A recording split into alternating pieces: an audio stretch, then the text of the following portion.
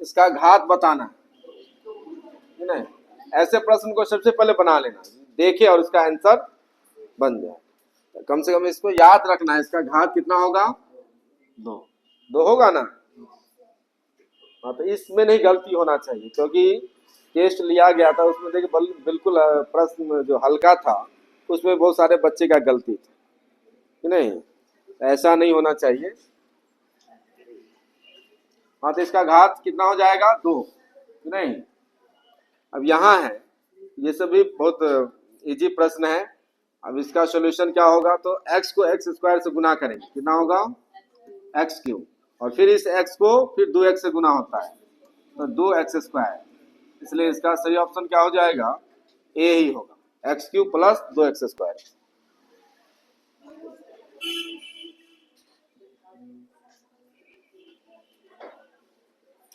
हाँ, अब ये व्यापक रूप जो है सबको याद करना होगा। अब सब कुछ ट्रिक पे नहीं होता है, सब हम बनाएंगे तो कुछ कुछ जो है मैथ हो, साइंस हो या किसी भी विषय में बहुत कुछ याद करके रखना ही होता है कि नहीं। जैसे अभी तो मॉडर्न युग में क्या है, सब काम मशीन से होने लगा, होता है ना रे। लेकिन सारा का सारा काम मशीन से भी नहीं होगा। अब खाना खाना होगा, भी मशीन लगा के हम लोग खाएंगे, अपने से भोजन हमारे शरीर के अंदर चला जाएगा, सब तो संभव है नहीं। इसलिए बहुत काम हाथ से करना ही होगा। और इसी तरह प्रश्न में भी है, बहुत सारा प्रश्न को बनाने से पहले कुछ कुछ याद करने की जरूरत होती है, उसको याद रखना ही है। तो यहाँ पे त्रिघात बहुपद का व्यापक रूप क्या होगा, इसमें से a x cube plus b x square plus c x plus d होता है। यही रैखिक बहुपद का पूछा जाएगा, रैखिक का व्यापक रूप क्या होता है, तो क्या होगा, ए एक्स प्लस बी होता है। वही क्या द्विघात का पूछा जाए कि द्विघात का व्यापक रूप क्या होता है, इसको याद रखना है, a x square plus b x plus c. इस तीनों को जरूर याद रखें, क्योंकि इस तीनों में से एक न एक प्रश्न परीक्षा में रहेगा कि नहीं। इसलिए नहीं, यदि याद है तो इसको नोट कर लो। त्रिघात बहुपद का व्यापक रूप क्या होगा, तो a x cube plus b x square plus c x plus d. वही रैखिक बहुपद का व्यापक रूप क्या होगा, तो ए एक्स प्लस बी। और द्विघात बहुपद का क्या होगा, तो a x square plus b x plus c. प्रश्न 57 को देखेंगे, इसका शून्यक क्या होगा, तो बताए थे पिछले वीडियो में, नहीं, एक्स क्यू माइनस 3 है, इसका शून्यक निकालना है। एक्स क्यू माइनस 3 शून्यक है तो बराबर 0 दे देंगे। अब यहाँ इसमें गुणनखंड करने की जरूरत नहीं है, इसको हम लोग डायरेक्ट बना लेते हैं। जैसे माइनस में 3 है और उधर जाएगा तो क्या होगा, प्लस में 3। और बताया गया था यदि इधर स्क्वायर में है और स्क्वायर को हम दाएं तरफ ले जाएंगे तो वो रूट में हो जाएगा, रूट में, लेकिन इससे आगे प्लस माइनस लगेगा। इसलिए क्या होगा, प्लस माइनस रूट 3। इसका अर्थ क्या होता है, इसका अर्थ होता है एक प्लस वाला रूट 3 और एक माइनस वाला रूट 3, नहीं। तो इसका सही ऑप्शन क्या हो जाएगा, बी होगा, एक माइनस में रूट 3 और एक प्लस में रूट 3।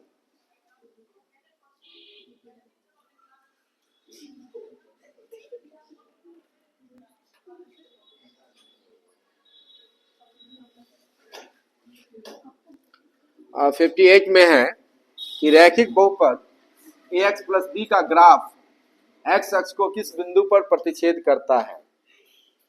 नहीं, ये ग्राफ विधि में है इसका प्रयोग, फिर भी थोड़ा जान लेते हैं। यहाँ पे ए एक्स प्लस बी का ग्राफ जो होगा और एक्स अक्ष को, तो हम लोग ग्राफ पे पढ़े होंगे 2 अक्ष होता है, नहीं, बाएं से दाएं, यानी ये हो गया बाएं से दाएं, इसको हम लोग क्या कहते हैं, एक्स अक्ष। एक्स वाले, अक्ष मतलब रास्ता, अक्ष मतलब क्या होता है, तो ये एक्स वाला रास्ता है, इसलिए इसको क्या कहते हैं, एक्स अक्ष कहते हैं, इंग्लिश में एक्स एक्सिस कहते हैं, नहीं।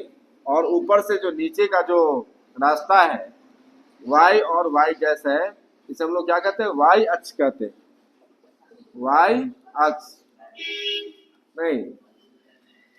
अब यहाँ प्रश्न पूछा गया कि ए एक्स प्लस बी का एक्स अक्ष पे ग्राफ यानी किस बिंदु पर प्रतिच्छेद करेगा।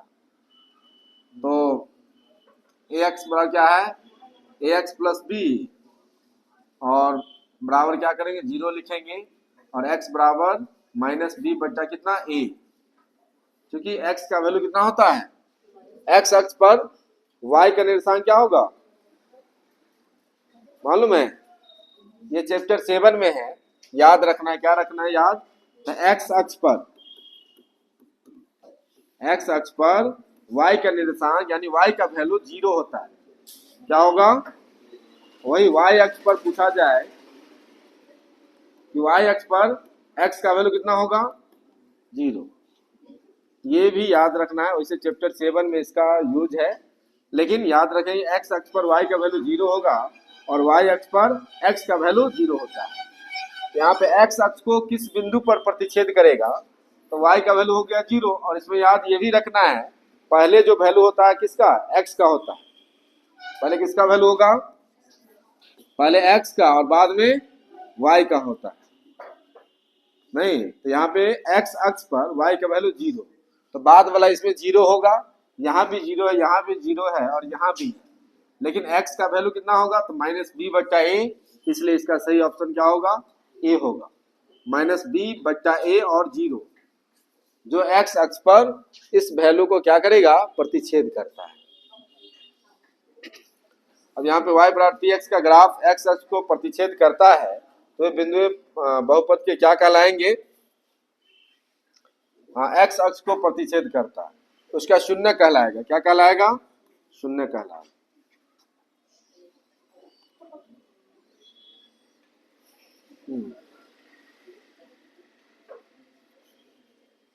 60 में इसको याद रखना, x square plus b x plus c बहुपद का आलेख होगा, कैसा आलेख होता है, हाँ इसका आलेख होता परवलय, द्विघात बहुपद का या द्विघात समीकरण का जो आलेख होगा, आलेख मतलब ग्राफ, कैसा ग्राफ होता है, इसका ग्राफ क्या होगा, परवलय होता है। इस चीज को जरूर याद रखना है कि x square plus b x plus c का जो बहुपद है उसका आलेख क्या होगा, तो परवलय होगा।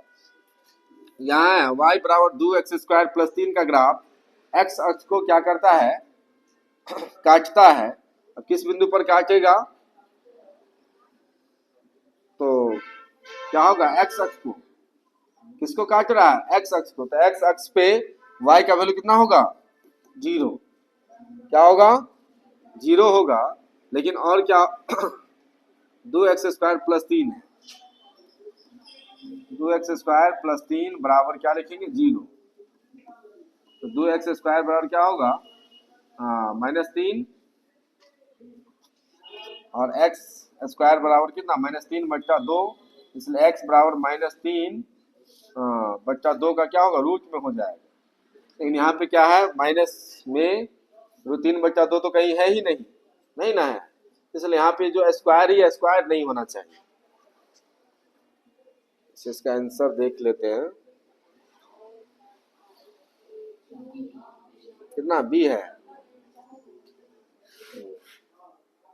तो बता रहे थे हम, ये यहाँ पे स्क्वायर नहीं होगा, क्या नहीं होगा, स्क्वायर नहीं, y बराबर क्या होगा 2x प्लस 3, कभी कभी जो प्रश्न दिया रहता है कुछ न कुछ इसमें मिस प्रिंट रहता है कि नहीं, स्क्वायर होता तो ये होता ही नहीं, इसलिए 2x प्लस 3 है, तो क्योंकि x अक्ष पे है इसलिए y का वैल्यू कितना 0 और 2x प्लस 3 बराबर कितना 0, 2x बराबर कितना माइनस 3 और x बराबर माइनस 3 बट्टा 2, तो एक माइनस 3 बट्टा 2 x बट्टा, ये माइनस 3 बट्टा 2 कब होगा, पहले, क्योंकि x का वैल्यू क्या कहाँ लिखते हैं हम लोग, पहले लिखते हैं, और y का वैल्यू 0 बाद में लिखते हैं, इसलिए ये सही ऑप्शन भी। यहाँ पे क्या था, कुछ मिसप्रिंट, स्क्वायर केवल नहीं लगाना था।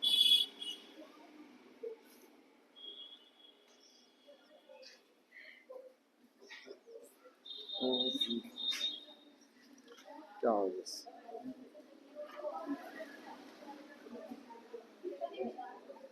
सिस्टम कर, अरे उसको क्लोज करना।